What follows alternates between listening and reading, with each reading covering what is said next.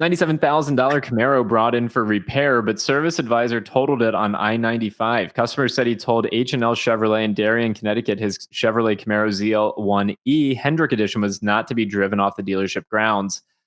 It's a shame it got totaled on the highway. I'm sorry. The customer brought it in for repair. Now it really needs a giant-ass repair.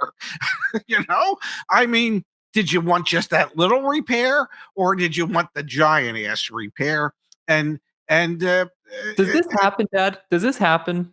Okay, I'll share a story with you from when I worked in Scottsdale, Arizona, and we had repair centers, and we had a Ferrari store, and so a customer brought his Ferrari into one of our collision repair shops to get some work done. And one of the techs thought it would be a great idea to take it out for a ride. And it was a great idea to experience that Ferrari until it suddenly hit something and was no longer going forward. And the gentleman's vehicle was totaled. So yeah, does it happen?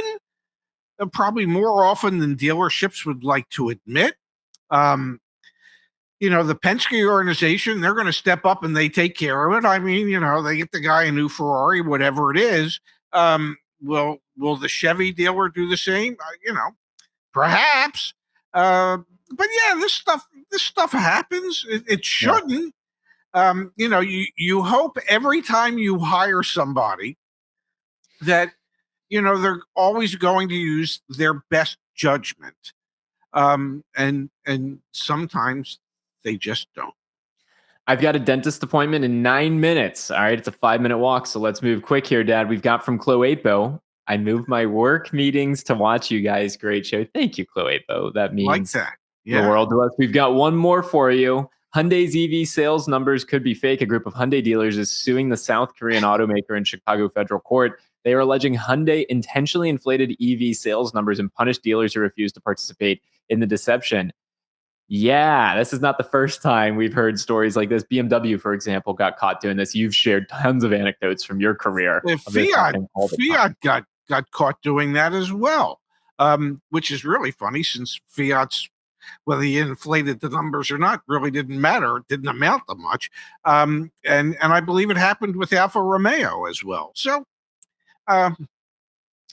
I guess much like people who are suggesting we do things that we don't do, you can't believe everything you see, hear, or read.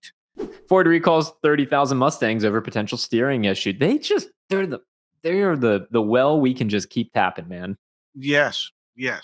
They are the gift that keeps giving. It is sad that we keep having to talk about Ford in a derogatory way. At one time they were like the great automotive juggernaut of America. And somehow they seem to have lost their way, and they just have such quality issues and such recall issues that they're never not far from the news. And it would be nice if they were in the news for positive things as opposed to negative things. And then a dear friend of ours, David Langle, was gracious enough to send us a story about. This is another one at Ford where you got to be kidding me. Ford employees and executives are allowed to get a couple cars a year at very favorable pricing. But if you don't buy an EV, you ain't getting a second one. They are forcing the hands of their managers to drive in an EV, whether they want to or not. And apparently, most of them chose not to, because the only time you force people to do something is when they've shown you that they don't want to do it. That's fantastic. If your own employees don't want the crap you're building, why would the rest of America?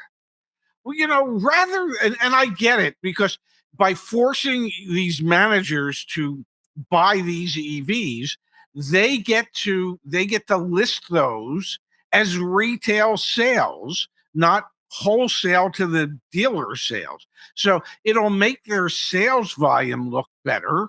But they have to force their employees to actually buy the product that of the company that they work for. That, that I don't know. I think if I was Jim Farley, I would just, I don't know. I'd look in the mirror and go, what are we doing wrong that our own employees don't want to buy our product? And then, try and evaluate that. So moving forward, perhaps, just perhaps, you could actually build the products that not only your employees want to buy, but the rest of America wants to buy. Just a thought. Get excited, folks. These automakers are becoming software companies, so can't wait to see how competent and capable their software skills are. I will pull it up. We've got the updated NHTSA leaderboard. Forest River, which is the recreational vehicle company, has 34 recalls right now.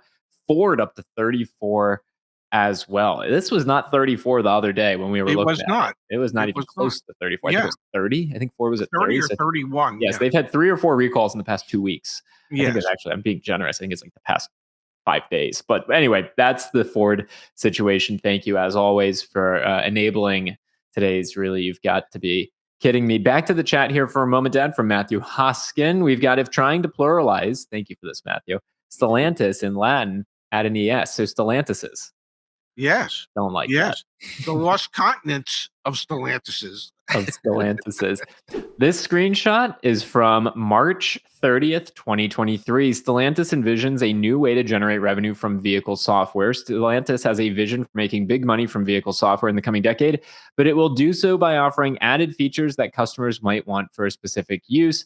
Stellantis had said in this article, Dad, in their press release, $21 billion in annualized revenue by 2030 coming from these software products. The headline, July 10th, that happens to be today when we're live on YouTube. Connected cars are supposed to generate lots of revenue. So far, they have not. The automotive industry is still sorting out the details as it seeks to reap profits from the data generated and gathered through the car. May I say one thing? If you were to look at that original article from 2023, my guess is you will see pictured there the recently departed head of software for Stellantis in that picture. I guarantee it. Okay. and it's amazing what can happen in, I don't know, 15 months. Maybe, just maybe, every one of these manufacturers has got a bit too far over their skis trying to think how much money they're going to be able to make through software, especially if the vast majority of the people have no interest in paying for that software on a monthly or annualized basis.